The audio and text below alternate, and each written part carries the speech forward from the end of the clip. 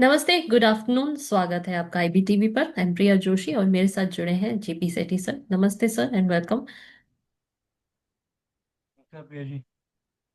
अ, तो sir, market जो है आज काफी उतार चढ़ाव देखे हमने। मार्केट काफी नीचे नजर आई, 600 पॉइंट से भी ज्यादा हमने मार्केट को नीचे देखा। लेकिन इस वक्त अगर आप देखेंगे तो रिकवरी बहुत अच्छी है मार्केट में। Sensex at this hour is 83,557 flat है। और निफ्टी भी 25,695 पे है। It is flat, both Sensex and Nifty are flat. नीचे थे 600 पॉइंट से ज्यादा सेंसेक्स। लेकिन एक रिकवरी देखी है और उसका रीजन ये है कि यूएस एम्बेसडर जो है सर्गियो गौर, उनका कमेंट है कि ट्रेड डील जो है इंडिया के साथ जारी है।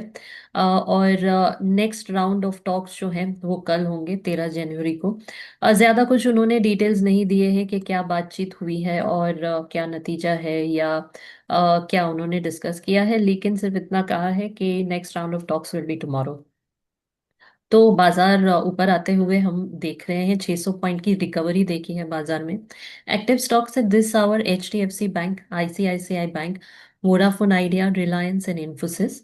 Top five gainers: Coal India, Trent, SBI Life Insurance, Asian Paints and HDFC Life. Top five losers: Hero Motors, Adani Ports, Eternal, Larsen and M. तो सेक्टोरल इंडाइसेस की बात करें तो ट्रेडिंग जो है वो रेड में है, with the media and the realty indices down over 2%। Oil and gas, pharma, auto, health care, power और टेलीकॉम इंडाइसेस जो है ये 1 to 2% डाउन है। पीएसई मिड कैप और स्मॉल कैप इंडाइसेस जो है वो स्लिप हुए हैं फ्रॉम 1.5 to 2%। अभी हम मार्केट में रिकवरी देख रहे हैं, मिड डे है तो देखते हैं कि क्लोजिंग कहाँ पे होती है। इस वक्त 12:30 बजे हैं, 3:30 बजे तक क्या उतार चढ़ाव आते हैं ये देखते हैं। Sir, would you like to comment anything about the market today? उतार चढ़ाव सही बात बताया कि वोलेटिलिटी काफी हाई है। हम्म। और ये जो खबरें आ रही हैं हम्म।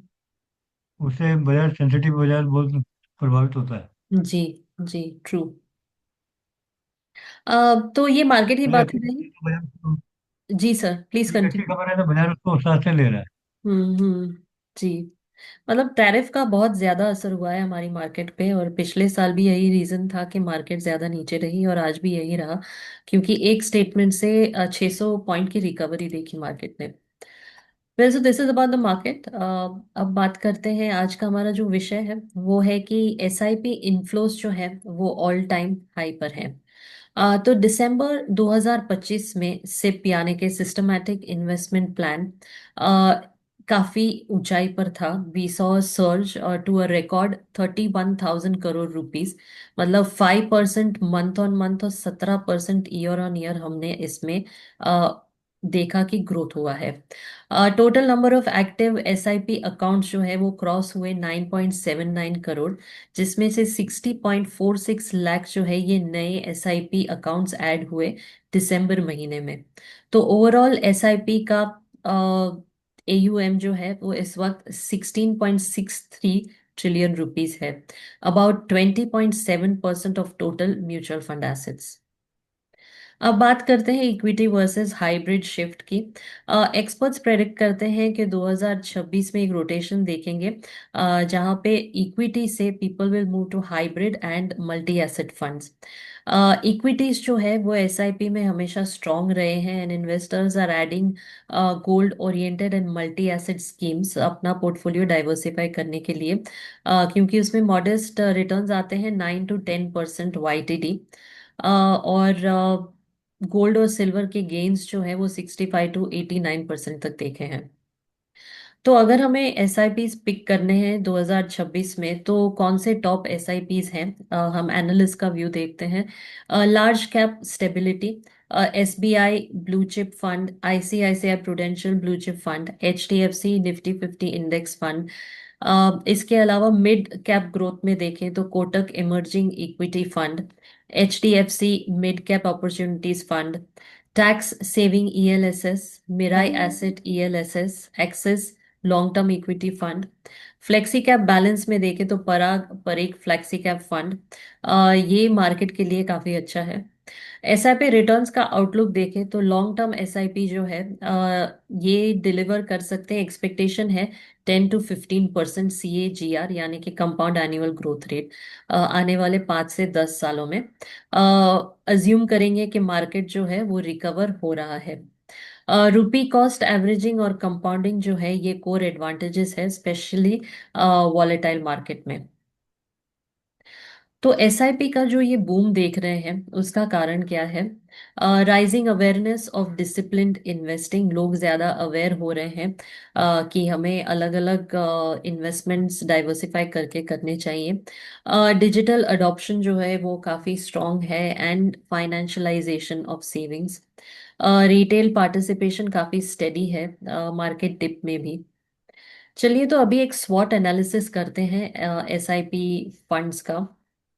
अ, तो स्ट्रेंथ्स क्या है? एक तो कि डिसिप्लिन होना चाहिए मार्केट में, ऑटोमेटेड सेविंग्स हो जाते हैं, rupee cost averaging cuts timing risk, low entry barrier रहता है जैसे कि ₹500 पर month for example, tax efficient है via ELSS, strong brand trust. Most of the AMCs जो है ये SIPs ऑफर करते हैं।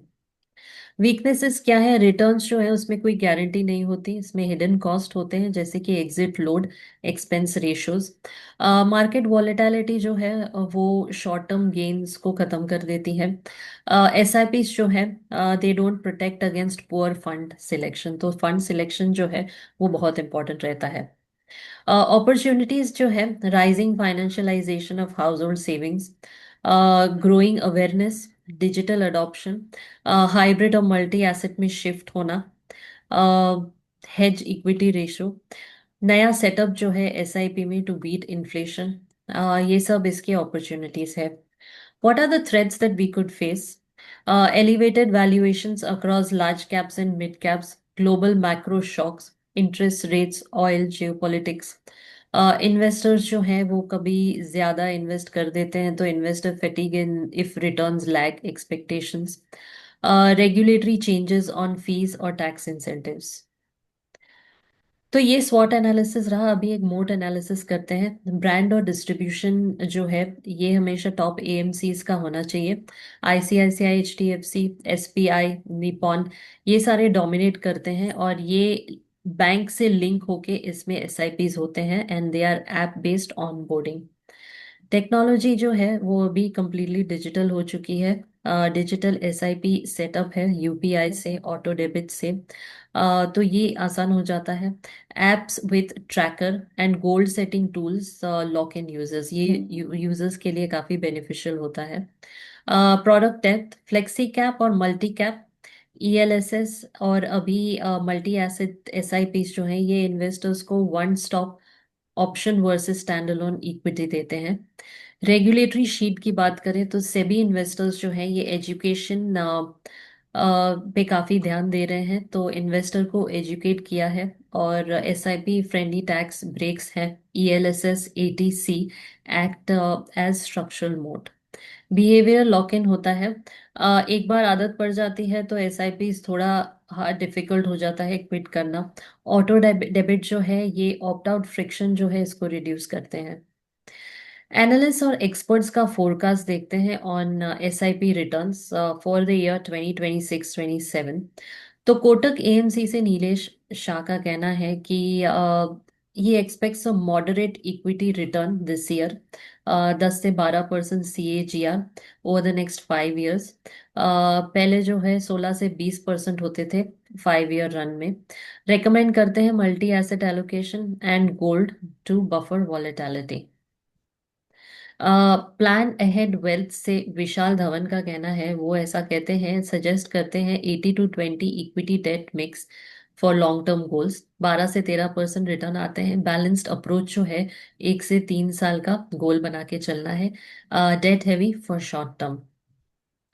बिजनेस टुडे का कहना है कि SIP डिलीवर करते हैं 12.4 to 12.5% XIRR across equity schemes in 2025। Similar range projected है फॉर द ईयर 25-26, क्योंकि मार्केट जो है वो स्टेडी रहेंगे बट इतना ज़्यादा अच्छा नहीं करेंगे।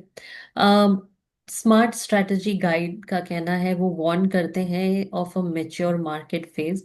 तो 10 से 12% स्टेडी रिटर्न्स रहेंगे, 18 से 20% नहीं मिलेंगे। They favour large caps and quality funds.